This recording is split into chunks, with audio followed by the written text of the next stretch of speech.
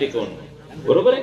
आता जे तुम्ही मिळवलं आहे ते याच पद्धतीने पुढे जर आयुष्यात गेले, प्रत्येक वेळी तुम्ही हे यश संपादन करत गेलं तर तुम्ही नक्कीच आयुष्यात एक यशस्वी आणि तुम्हाला ज्या पदावर ज्या ठिकाणी पोहोचायचं आहे त्या ठिकाणी पोहोचण्यासाठी 100% मदत करेल. म्हणून सातत्य, संयम आणि चिकाटी या ज्या गोष्टी आहेत त्या विद्यार्थ्यांनी कायम लक्षात ठेवल्या पाहिजे आणि त्याचं कायम पालन केलं पाहिजे. फक्त आज या परीक्षेत यश मिळालं म्हणून पुढच्या वर्षी मी अभ्यास करणार नाही असं नसतं. तर रोज आपण काहीतरी काय केलं पाहिजे, रोज शिकलं पाहिजे, रोज नवीन मेहनत केली पाहिजे आणि त्यातून आपली प्रगती केली पाहिजे. हाच यशाचा काय असतो, खरा मार्ग असतो. बाकी आपल्याला मदतीला गावातील लोक, आपले आई वडील, आपले शिक्षक, तसेच या ठिकाणी आपले वाचन प्रेरणा दिन साजरी करणारी संस्था आहे, अशा अनेक गोष्टी या ठिकाणी तुमच्या मदतीला उपलब्ध आहेत. परंतु सगळ्यात महत्वाचं काय आहे की आपण स्वतः त्यात काय करणं, काम करणं, मेहनत करणं.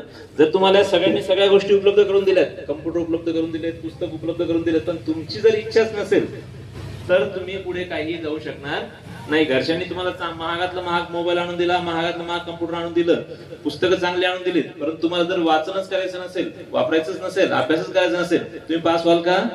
नाही. म्हणून सगळ्यात महत्वाचा काय असतो तर स्वतःचा त्या ठिकाणी मेहनत करण्याची किंवा अभ्यास करण्याची इच्छा, जिद्द आणि चिकाटी जर या गोष्टी असतील तर 100% तुम्ही काय करणार, यशस्वी व्हाल. बाकी तुम्ही कुठून आलात, किती छोट्या गावातून आलात, कुठल्या शाळेत शिकलात किंवा कितीही दूरच्या किंवा लहान गावात असलात, या गोष्टी कुठेही मॅटर करत नाहीत. फक्त आपली जिद्द आणि महत्वाकांक्षा ही अतिशय महत्वाची असते. चांगल्या प्रामाणिकपणे त्या जिद्दीला तुम्ही काय करा, मेहनतीची साथ द्या. 100% तुम्ही काय व्हाल, यशस्वी व्हाल आणि तुम्ही तुमच्या गावाचं, तुमच्या आई वडिलांचं आणि परिसराचं नक्कीच या ठिकाणी नाव उंचवाल अशी मी आशा व्यक्त करतो.